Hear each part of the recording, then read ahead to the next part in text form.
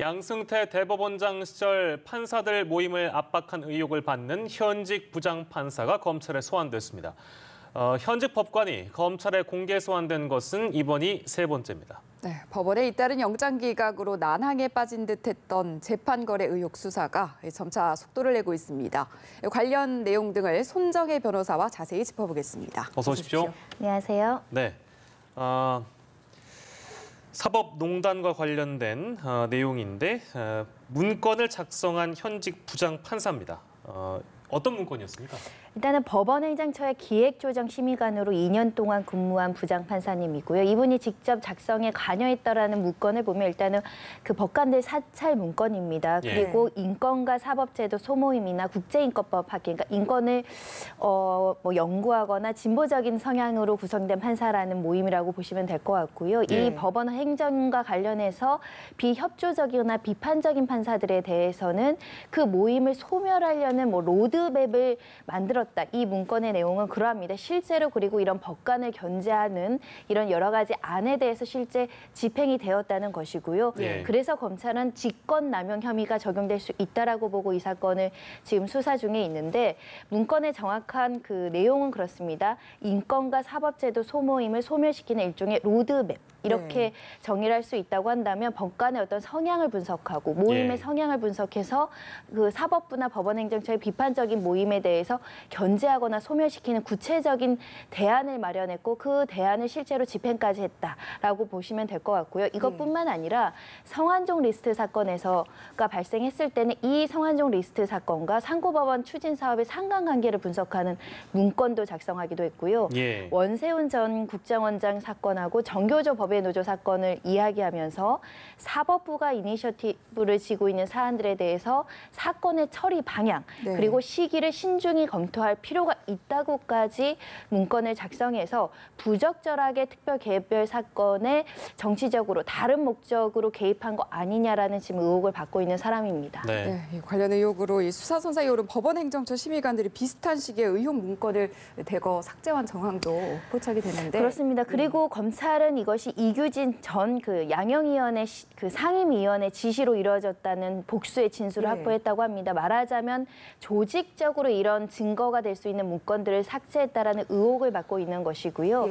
이 의혹은 실제로 이 김모 판사 같은 경우에는 특정 날짜에 24,500건의 문건을 삭제했다고 합니다. 그렇다고 한다면 이런 여러 가지 자료들이 조직적으로 은폐되거나 삭제됐다. 이렇게 지금 검찰은 보고 있습니다. 네, 사법부에서 이런 의혹들이 나왔음에도 불구하고 저희가 거듭 이 시간 지적을 합니다만 영장은 계속해서 기각이 되고 있고요. 물론 수색 영장이긴 합니다만 어쨌든 기각이 되고 있고 인물들은 불러서 이렇게 소환해서 조사를 합니다만 어쨌든 사법부에 대한 신뢰가 계속해서 떨어지는 건 사실입니다. 그렇습니다. 사실은 검찰에서 여러 가지 합리적인 증거로 이 압수수색 영장을 청구를 했는데 다른 곳들은 인용이 되지만 다른 사건 통상적인 비율과 상관없이 법원에 있는 압수수색 영장은 계속적으로 기각하고 필요한 자료가 제대로 제출되지 않는 점에 있어서는 법원이 적극적으로 수사에 협조하지 않고 있고 무엇인가를 조금 은폐하고 있다라는 의혹을 충분히 살 수밖에 없는 상황이고요. 실제로 지금 또 하나 알려진 사실은 그 김기춘 전 실장 그리고 차한선 전 대법관, 윤병세 전 외교부 장관이 공간에서 3인 회동을 했고 그 3인 회동에서 이야기했던 것이 무엇이냐면 일제강점기 의 강제징용 피해자들의 소송에 대해서 처리 방안, 이 재판 거래에 의혹을 했다라는 그 보고서 이런 것들이 지금 문건과 같이 발견되고 있고 실제로 윤 장관은 참고인 소환 조사 받았고 이런 회동을 했다라는 걸 또 일부 진술을 했습니다. 그런 여러 가지 구체적인 정황이 드러나고 있음에도 불구하고 아주 수사의 기본적인 압수수색 영장도 발부하고 있지 않다는 점에서는 법원이 조금 비협조적이다 이런 비판은 피하기가 어려운데요. 법원 입장에서도 지금 여러 가지 압수수색 영장을 기각하고 있지만 다른 경로로 많은 증거들이 지금 나오고 있는 상황이거든요. 또는 법원에서 오히려 당황하고 있다라는 이야기가 들릴 정도로 지금 검찰에서 법원이 확보하고 오지 않은 자료를 외교부를 통해서나 아니면 사람에 대한 인물에 대한 소환 조사를 통해서 지금 확보하고 있는 상황이기 때문에 예. 법원이 언제까지 계속 압수수색 영장을 기각할지 그것도 사실은 관건이지 않을까 생각이 듭니다. 네, 어찌됐건 이런 상황에서 검찰의 수사는 속도를 내고 있고 전방위로 확대되고 있는 모습인데 특히 박 전 대통령에 대한 직접 조사 가능성 얘기까지 나오는데 어떻게 보십니까? 일단은 검찰에서는 필요성이 있다라고 예. 보는 겁니다. 왜냐하면 김기춘 실장이 이렇게 외교부 장관과 대법관을 불러서 회동을 할 정도로 이 강제징용 피해자 사건에 대해서 관심이 높았다. 네. 그러면 이 관심이 높은 이유는 박 전 대통령과 연관이 있고 그 뜻이 아니겠느냐 이렇게 검찰은 보고 있는 것으로 보이는데요. 네. 근데 현재까지는 김기춘 전 실장에 비해서 이것은 박근혜 전 대통령의 지시로 재판의 어떤 거래라든가 이런 요청을 했다. 이런 진술은 나오고 있는 것으로 보이지 않아서 조금 네. 더 조사가 필요하지 않을까 생각이 드는데 예. 검찰의 생각은 이런 걸 겁니다. 이 지금 전범 기업들에 대한 배상 청구가 인용이 되면 대일 관계가 굉장히 외교 관계가 악화될 우려가 있고 나아가서는 이 한일 협정 청구권이 65년도에 이루어지는데 이것이 박근혜 전 대통령의 아버님 때인 박정희 대통령 때 이루어진 협정이거든요. 이 대법원의 최초의 1심 판단도 이러했습니다. 국가가 일본에 대한 배상 청구권은 포기하고 이런 협정 때문에 청구할 수는 없지만 개인이 갖는 청구권은 살아있다. 이렇게 판결을 내렸는데 예. 만약에 이게 확정이 된다고 한다면 과거의 65년 협정에 대해서 비판하는 국민들의 목소리가 높아질 것이기 때문에 그런 예. 점을 우려하지 않았을까 이렇게 보고 있는 걸로 생각이 듭니다. 재판 거래와 관련해서는 수사가 계속해서 이어질 텐데 물론 지금까지 상황만 놓고 고려해 봤을 때 제가 지금 드리는 질문은 격가지일 수 있는데요. 김기춘 전 비서실장은 사실 나온 지 얼마 안 됐거든요.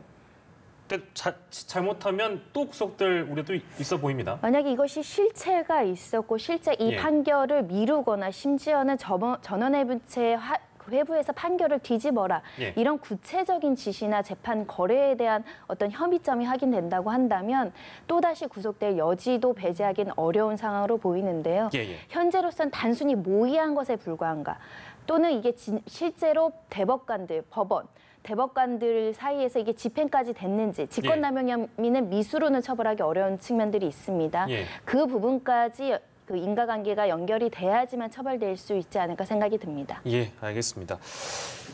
다음 주제로 저희가 좀 넘어가도록 하겠습니다. 안희정 전 충남지사 1심 무죄 선고가 최근에 있었는데요. 여성단체들의 집회가 이어지고 있습니다. 어제 광복절에 저희 연합뉴스 TV 부근이 굉장히 붐볐습니다. 보수단체 집회도 있었고 또한 여성단체 집회도 있었는데 유죄를 주장했다고요? 일단은 받아들이기 어렵다. 위력에 대한 성폭력에 대해서 너무나 엄격하게 재형법정 중의를 너무나 엄격하게 적용해서 피해자를 보호하는 데 역행하는 판결이다. 받아들이기 네. 어렵다라는 목소리를 보이고 있는 것으로 보이고요. 이것도 또 하나의 어떤 법원의 폭력이다. 이런 식으로 강하게 주장하기도 하는데 결국은 이 미투 운동을 촉발시켰던 이 사건과 관련해서 조금 보수적인 기준으로 재판을 해서 오히려 성폭력 피해자들이 용기 있게 이렇게 고백하는 미투 운동이나 이런 것들의 동력이 사라질까 예. 우려하는 여성단체의 시각이 있는 것이고요. 예. 특히 재판부도 스스로 이야기했다시피 우리 형법이 성범죄에 대해서 좀 엄격하게 요건을 요구하고 있는 부분들이 있거든요. 이런 부분에 대한 개선, 지지, 개선의 의지를 많이 이야기하지 않을까 싶은데 특히 여성단체로서는 이 재판이 굉장히 시금석이 되는 재판이라고 봤을 예. 겁니다. 예. 그런데 원하는 판결보다 오히려 과거의 보수적인 기준들을 그대로 확인하는 차원에서 머물렀기 때문에 사회적으로 어떤 선도하는 메시지를 주기보다는 좀 보수적인 관점에서 판결을 내렸다. 예. 이런 부분을 이제 비판하고자 하는 걸로 보입니다. 네, 그렇다면 여성단체들이 우려하는 점, 재판이나 앞으로의 수사에 어떤 영향을 줄 걸로 볼 수 일단 있을까요?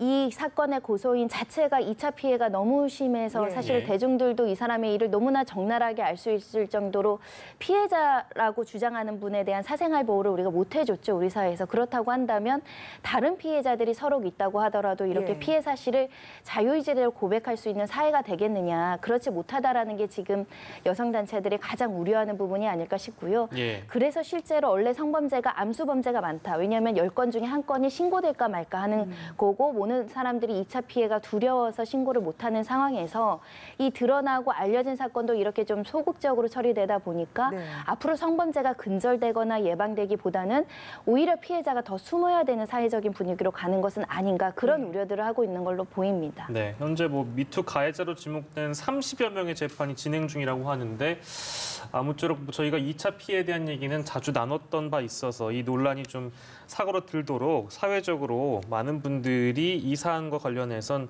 이런 2차 피해 양산은 하지 않았으면 좋겠습니다. 다음 사건인데요. 여성 인터넷 방송 진행자한테 고백했다가 거절을 당했는데 극단적인 행동한 남성이 경찰에 붙잡혔다고요? 14일 낮 12시 15분에 한 아파트에 20대 남성이 흉기와 전기 충격기를 가지고 침입을 합니다. 그래서 이 인터넷 진행자 여성의 허리와 목 부위를 전기 충격기를 작동시켜서 2주의 상해를 입히는 사건이 발생을 했는데요. 예. 이 사람은 평소에 이 인터넷 방송을 진행하는 사람에게 흠모, 감정을 가지고 문자 메시지나 이런 걸로 보냈지만 거절을 당했고 그 거절을 이제 분노감이나 이런 것 때문에 해코지하려고 찾아갔던 것으로 보이는데요. 예. 이 미리 전기 충격기도 준비를 하고요. 이 예. 사람이 문을 열고 외출하는 틈을 타서 범행을 했다고 합니다. 그리고 범행을 하고 나서도 다시 나가서 자신의 몸을 자해하고 다시 그 아파트로 돌아오다가 현장에서 현행범으로 체포됐다고 하는데요.